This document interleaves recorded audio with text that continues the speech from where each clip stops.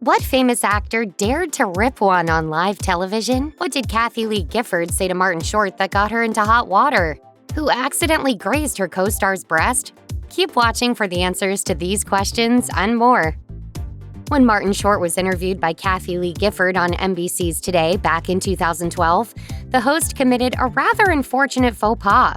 Short was there to promote his new flick Madagascar 3, Europe's Most Wanted, but Gifford ended up asking him about his relationship with his wife Nancy Dolman, referring to her in the present tense. But unbeknownst to Gifford, Dolman had died from cancer 2 years earlier. He and Nancy have got one of the greatest marriages of anybody in show business. How many years now for you guys? We married 36 years. Rather than correct Gifford, Short instead chose to joke that the two had remained married for so long because he's just really cute. Gifford later apologized for the mistake as she tweeted, "I send my sincerest apologies to Martin Short and his family. He handled the situation with enormous grace and kindness, and I'm so grateful." For his part, Short told E! News that he held no animosity toward Gifford for the slip-up, as he insisted that it was an honest mistake. As he put it, on live television, people make mistakes. There's no ill will intended. It's nice to aspire to be kind of elegant. British morning TV is known for many things: cups of tea, lighthearted chatter, and of course, the floating weather map. What it's not known for, however, is bad language. Unfortunately, Australian actor Isla Fisher didn't get the memo when she appeared on This Morning to promote The Great Gatsby in 2013. During the interview, Fisher recounted an anecdote about the Cannes Film Festival and ended up accidentally saying a word Brits consider a swear word. Host Philip Schofield asked her to verify a rumor that her co-stars, Leonardo DiCaprio and Tobey Maguire, held a raucous party at the festival, with Fisher demanding that they keep quiet while dressed in a robe. It was my husband and I, we did put on our robes, but we did it more for a joke. We didn't actually bollock anyone. I said, oh no, I'm so sorry. Sorry about that. I'm so sorry. That's all right, I'm so sorry. Don't She's worry. Australian. Despite the slip-ups, Schofield assured Fisher that she was fine and that the show was in bigger trouble than she was. Considering the ridiculous antics that Fisher's husband, Sacha Baron Cohen, has gotten up to in interviews, her little gaffe is basically nothing by comparison. Nevertheless, cursing on a family-friendly talk show is undoubtedly not, in the words of Cohen's most famous character, very nice. Nobody wants to get caught unaware with a live mic, but that's unfortunately exactly what happened to Tony Danza when he appeared on Jacksonville's ABC station WJXX to discuss his work with Disney in 1998. As host Kim Chapman was preparing for the show, she tried to tell Danza that he was on air, but was completely oblivious as he was too busy muttering under his breath. His rant included such sentiments as, "You end up on those news shows so often, you know, and those news shows are terrible. You always think that you're doing those good morning shows, but this is one of those news shows. I'm telling you, this is crazy. I don't want to do this." I'm going to be part of the local news. How exciting. Chapman tried her very best to get Danza's attention, presumably to stop him from humiliating himself any more than he already had. But it was all to no avail. Eventually, the interview began, and Danza realized that his rant had been broadcast, so he asked Chapman if she had heard him. He then asked her if she agreed with him, even if just a little bit, to which she responded, Right, Well, you know, it's I'm how I make my living, so, you know. No. The jury remains out as to whether Danza showed her who's the boss. Ryan Gosling has a bit of a reputation as a giggler. For example, when La La Land was mistakenly declared the Best Picture winner at the Oscars in 2017, he was apparently the only person at the ceremony to find the situation hilarious. Similarly, who can forget the unforgettable Saturday Night Live sketch, Close Encounter, in which he snickered uncontrollably as Kate McKinnon recalled her alien probing experience?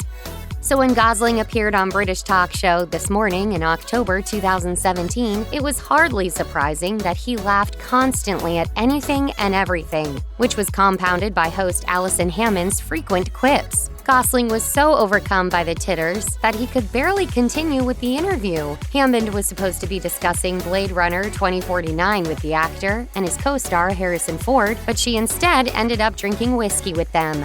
Gosling in particular appeared to be having a blast. Is there a mic I can drop?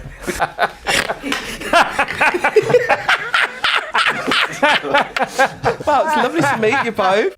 Hammond later reflected on the now iconic interview with HuffPost UK, as she explained that Gosling's playful persona made her feel more at ease. As she put it, Ryan asked the question, "Are you a big fan of the film?" And I was like, well, no, I'm not. Do I tell him the truth? Do I lie? What do I do? But I thought, you know what? My mom always says, always tell the truth. So I said, I've never seen it, babes. And I think that got things going. He started laughing, and I started laughing, and it settled the moment. Leslie Nielsen cut a grave and debonair figure, but he was amongst the silliest to ever walk this planet, and he would be the first to admit it. When he stopped by the British chat show, Wogan, in 1989, the airplane star was responsible for a rather embarrassing moment. As host Terry Wogan cut a slice of airplane-shaped cake for his guest, Nielsen audibly farted. Are you cutting me a slice? What makes this blooper even funnier is that Nielsen was hardly rattled by this random instance of flatulence, as he instead found his own fart noises hilarious. This prompted Rogan to remark, But you know, I wondered why they called you a society entertainer. In a 2020 interview with The Guardian, Nielsen's airplane co-star Robert Hayes revealed that Nielsen actually often carried a fart sound device with him. As he recalled, he had this little thing he called his machine. He'd squeeze it and it would make a fart noise. He'd wander over and casually lean against the wall as he was talking and let rip. While filming, he'd use it during his lines to me. Keeping a straight face was the hardest part of the whole film for me. The fact that Nielsen remained a class act throughout his absurd shenanigans only served to endear his fans even more to him, while also making his antics even more hilarious. Surely he can't be serious. In February 2014, acting legend Samuel L. Jackson appeared on Los Angeles KTLA to chat about the RoboCop remake that he was starring in. Host Sam Rubin proceeded to ask him about a Super Bowl commercial, but alas, he was apparently confusing him with another African-American actor. I'm not Lawrence Fishburne. That's my fault. I know that. That was my fault. My mistake. You know what? We don't all look alike. But Jackson took the gaffe in good humor, as he softened a potentially explosive moment by teasing Rubin. The host then apologized, while also claiming that he didn't confuse Jackson for Fishburne, but instead was referring to a Captain America ad that ran during the Super Bowl. Although he later admitted, "But I immediately felt so dumb. I didn't bring that up, and he gave me the shellacking that was well-deserved. I'm really embarrassed about it, and I very much apologize to Samuel L. Jackson and anyone else who was offended for what was a very amateur mistake." Jackson joked about the incident on Twitter as he posted a photo of himself wearing a t-shirt that said, "I'm not Lawrence Fishburne." He then talked about the shirt during an appearance on the Graham Norton show later that year. Fish and I have been going through this for, like you said, a very long time. He and I have been standing together when people came up to him and started talking to him about Pulp Fiction. With mere minutes' notice, novice interviewer Chris Stark was asked to handle the questions for Mila Kunis during a 2013 BBC appearance to promote Oz, the Great and Powerful.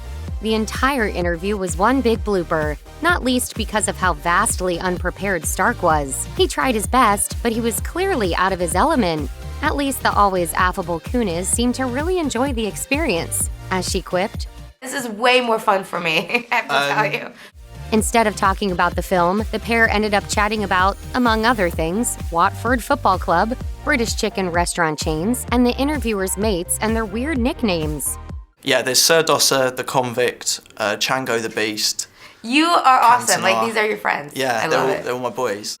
Stark ultimately ended the interview by asking Kunis to go to a soccer match. He later talked with Express about the surreal experience. As he admitted, with the Mila Kunis thing, that was just me being me. But I can't tell you the fear when I had done that interview. I thought I had screwed it up. I didn't have the confidence then. I actually thought that was game over. Ultimately, though, it proved to be a positive experience. As he explained, it was my first lesson of just be yourself, and that is enough. While promoting her sitcom Two Broke Girls on a 2014 episode of Conan, Beth Behrs accidentally got a little risque with her co-star Kat Dennings. They shared a palpable rapport throughout the interview, but their bond was perhaps a little closer than anticipated. While discussing the merits of DuckTales versus Saved by the Bell, Behrs accidentally brushed her hand past Dennings' breast. I just touched your boob by accident. What? This led to Conan O'Brien hilariously demanding that the clip be replayed so that he could see it. The moment was then indeed repeated in slow motion as Dennings rolled her eyes incredulously. All in all, Behrs' hilarious proclamation of this accidental boob touching is worth chuckling over, especially considering Dennings and O'Brien's equally hilarious reactions. It might not be the best idea to try to correct the grammar of a Harvard graduate. Jennifer Garner learned that the hard way during a 2003 appearance on Late Night with Conan O'Brien. While promoting her ABC show Alias, she was discussing the specifics of playing a spy. When she mentioned having sneaked into the writer's room to learn about future plot developments, O'Brien repeated a bit of what she said, but replaced the word sneaked with snuck. And that's when the trouble began. Snuck isn't a word, Conan, and you went to Harvard and you should know that. Now, nobody likes having their grammar corrected, and O'Brien was left to look on incredulously at Garner's admonishment. However, he had the last laugh as he whipped out a dictionary to prove his guest wrong. Snuck, past and past part of sneak. It was, of course, all in good fun, but we suspect that Garner still hasn't recovered from that burn. Jimmy Fallon is notorious for breaking character in the middle of a scene. Bradley Cooper, on the other hand, tends to have a more restrained veneer that's tough to crack. But it seems that Fallon is one of the few individuals who can unravel Cooper's silly side. When the actor appeared on The Tonight Show in 2014 to promote his return to Broadway, he and the host could barely make it through the interview thanks to a case of the giggles. The incident was precipitated by some ridiculous wigs that the pair sported, as Fallon burst into laughter at any innocuous statement that Cooper made. We can't use that. We'll cut this out. I remember talking about the Elephant Man's bones, wearing these hats. Regaining composure proved to be an impossible feat, and this wouldn't be the last time that this duo would giggle uncontrollably in each other's company. In 2018, Cooper was interviewed by Fallon to promote A Star is Born, and once again, they inexplicably erupted into chuckles. It remains a mystery why Fallon, of all people, is able to tickle the funny bone of the usually stoic Cooper. This is, after all, the man who once told the New York Times that his inspiration comes from healing the wound of being a human being. But whatever the reason that Fallon can rouse Cooper's silly side, it's undoubtedly entertaining. Check out one of our newest videos right here. Plus, even more Nicki Swift videos about your favorite stars are coming soon. Subscribe to our YouTube channel and hit the bell so you don't miss a single one.